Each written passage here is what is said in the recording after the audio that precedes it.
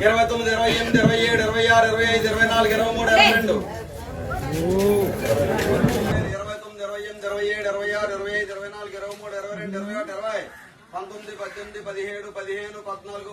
19, మామ చూసారు కదా, చేప అయితే 12,000 రూపాయలకైతే ఫైనల్ అయిపోయిందండి. ఈ 50,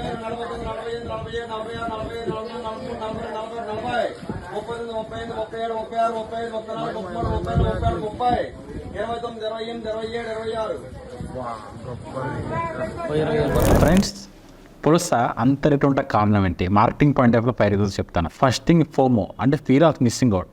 లిమిటెడ్ టైం అవైలబిలిటీ అంటే 30 నుంచి 45 రోజులు అవైలబిలిటీ ఉండదు నెంబర్ 1.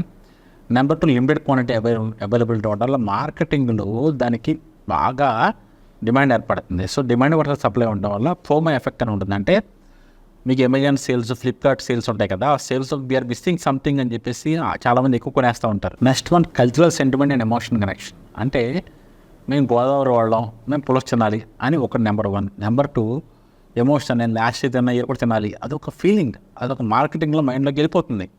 అంటే ఆటోమేటిక్గా మన రోజు తినే ఫిష్ పుల్స్ లాగా తిన్నా సరే మన టేస్ట్గా ఉంటుంది.